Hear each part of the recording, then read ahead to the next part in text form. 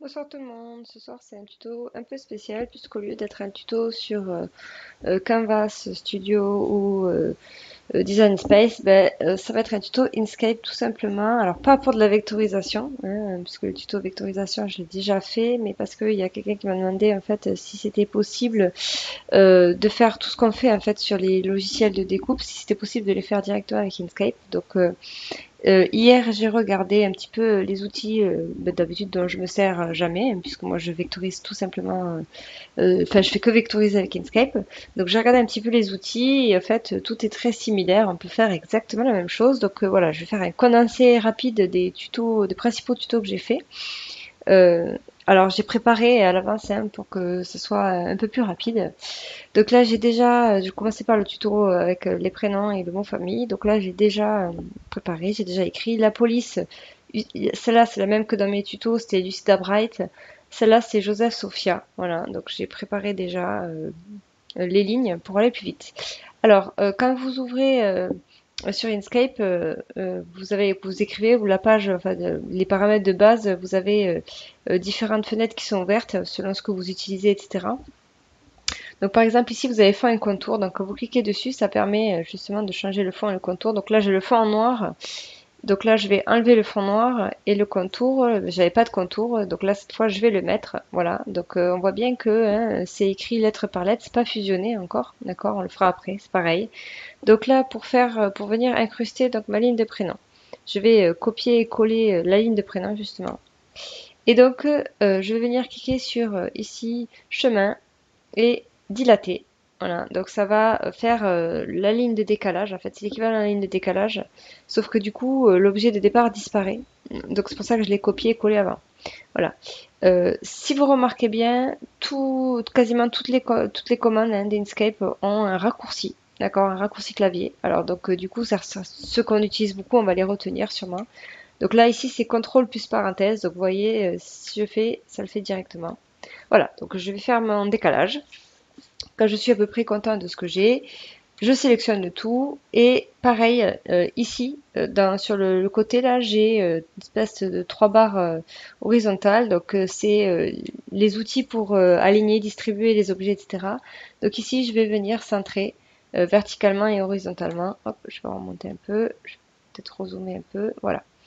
Donc là, même principe, je sélectionne ma ligne, mon contour, pardon, je sélectionne le mot famille et je viens dans chemin et je viens cliquer sur différence. Donc différence, c'est l'équivalent de enlever pour Canvas et de euh, soustraire donc pour Studio et couper, je crois que ça doit être pour Cricut. Donc hop, je clique sur différence, voilà, et ça vient donc m'enlever tout le contour et donc j'ai incrusté mes prénoms, voilà. Donc maintenant, je vais sélectionner ma ligne de prénom et pareil, dans chemin, je vais cliquer sur union. Donc union, c'est l'équivalent donc de fusionner pour Canvas et de souder donc pour les deux autres logiciels. Donc je clique sur union, voilà. Et du coup maintenant, j'ai bien fusionné ou soudé mes différentes lettres entre elles et il n'y a pas de problème. Du coup, je pourrais envoyer ça à la découpe. On a la même chose, il faut le savoir que pour silhouette et ça c'est pratique. Je peux simplifier aussi mon chemin. Alors, voyez quand même que ça peut avoir des conséquences et des répercussions, hein, d'accord? Quand les lignes sont très fines, hein, quand on simplifie, forcément, ça altère le dessin, ce qui ne le fait pas sur Silhouette, d'accord? Donc là, à vous de vérifier, hein, quand vous simplifiez, que ça n'altère pas votre design. Si ça n'altère pas, autant simplifier, ça fera moins galérer les machines. Si ça altère, par contre, vous revenez en arrière. Voilà. Donc voilà pour le premier tuto. Deuxième tuto, c'était venir incruster une fleur, donc sans décalage cette fois, parce que là, autant ici avec le décalage, je peux faire deux couleurs différentes. C'est-à-dire quand je vais découper, je peux découper le mot famille d'une couleur et les prénoms d'une autre. D'accord. Pour le tuto où je venais incruster la fleur, là par contre tout sera attaché, là ce sera une seule couleur et donc après je vais vous expliquer aussi comment je fais le split letter donc directement depuis euh, Inkscape. Donc quand je clique sur ma fleur, vous voyez j'ai les flèches ici pour agrandir, réduire, etc. Je clique une deuxième fois et donc là j'ai les flèches de rotation qui apparaissent parce que je ne les ai pas au départ. Voilà, faut le savoir aussi parce que sinon on les cherche. Donc là je déplace ma fleur et quand ça me convient, hop, à peu près, déplacer un peu. Voilà. Donc là, je sélectionne ma fleur. Donc là, vous voyez, j'arrive pas à sélectionner ma fleur, c'est parce que ma lettre, elle est devant. Ça marche exactement comme les autres logiciels. C'est une histoire de plan, d'accord?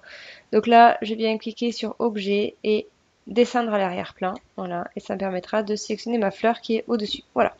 Alors, ici, je vais cliquer sur Chemin et je vais cliquer sur Séparer. Donc, c'est l'équivalent du scinder pour Studio, d'accord?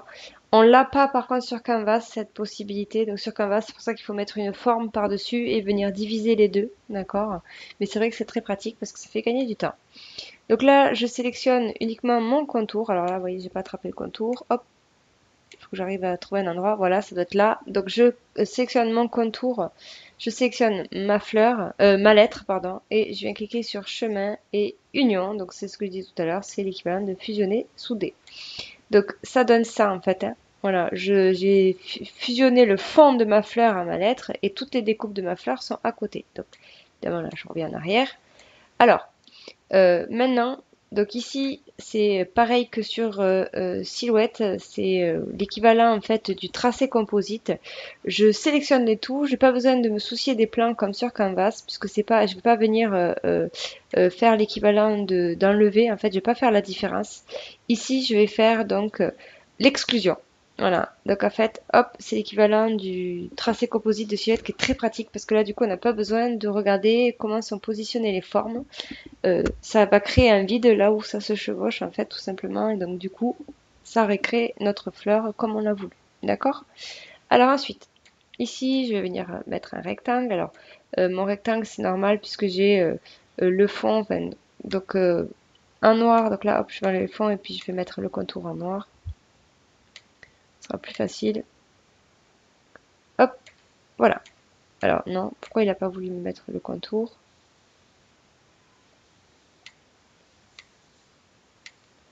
Je sais pas pourquoi il veut pas me le mettre. Enfin, alors peut-être que voilà, c'est parce que j'étais été sur 0 mm, donc forcément, il risquait pas de mettre un contour de 0 mm. Donc ici, je vais venir modifier les dimensions. Donc moi, généralement, je les prenais de 4 cm de haut, pardon, la hauteur c'est ici. Là, je suis en millimètres, par contre, donc je fais attention, donc là c'est 40. Hop, et alors là, je vais déverrouiller pour le coup, et en longueur, j'arrive pas à sélectionner. Je vais prendre 80. Alors 40, c'est peut-être un peu beaucoup vu la hauteur de ma lettre. Je vais prendre 30. Ce sera mieux.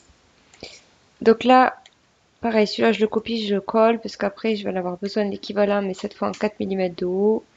Et je vais le copier aussi. Hop, ça, je vais mettre de côté. Donc, même principe, je viens placer mon rectangle, même 80 de large, c'est encore large, je vais prendre 60. Hop, voilà. Donc, je viens placer mon rectangle là. Donc, je peux, en sélectionnant donc les deux dans les outils d'alignement, hop, les aligner à droite, voilà. Et donc, maintenant, je sélectionne tout et je clique sur donc objet, chemin, pardon, et différence, voilà. Et ensuite, je vais venir placer les deux barres que je vais fusionner. Donc là, c'est pareil, je vais les réduire parce que je les avais mis à 80, mais c'est beaucoup trop. Donc, pour aller plus vite. Hop. Donc, je le place à peu près grossièrement et je vais faire pareil que tout à l'heure. Je vais tout sélectionner et je vais aligner à droite, voilà.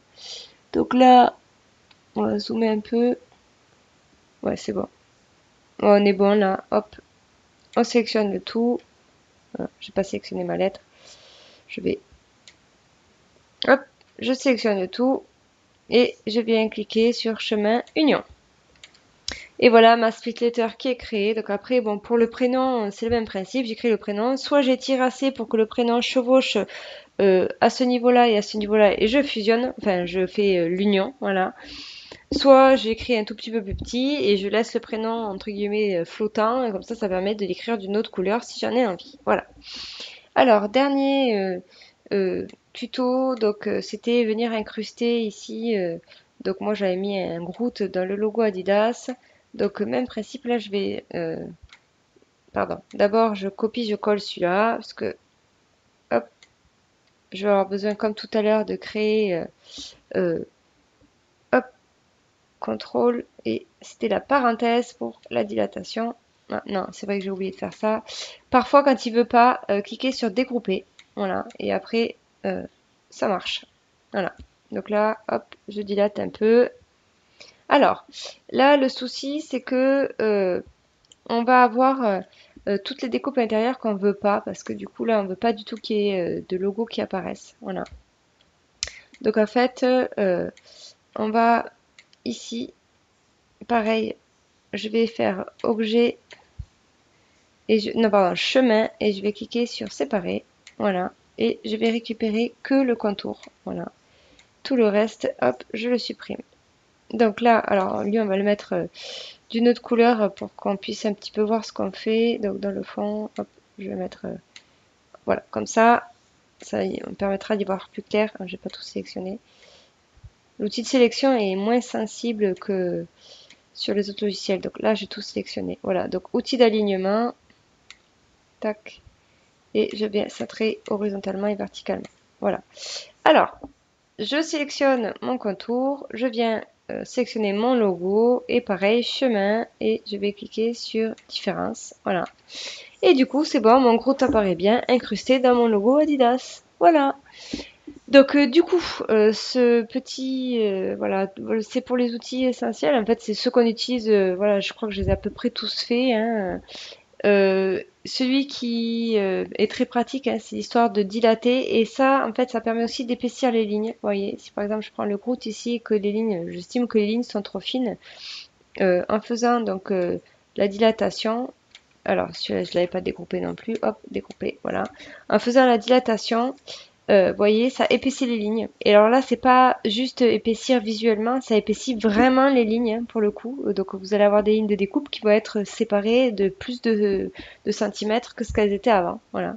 Donc il y en a plein qui demandent souvent sur les groupes comment on fait pour euh, épaissir les lignes. Ben voilà, la solution c'est de prendre sa forme vectorisée et de venir le faire comme ça sur Inkscape. Enfin, ou au moment où on vectorise avec Inkscape, en fait, on augmente les lignes, l'épaisseur des lignes avant de l'envoyer sur Canvas. Voilà. Ou de le mettre dans un autre format pour le logiciel Studio. Voilà, donc j'espère que cette vidéo vous sera utile. S'il y en a qui utilisent Inkscape pour autre chose, en fait, voilà. Et puis du coup, je vous dis à bientôt pour une nouvelle vidéo.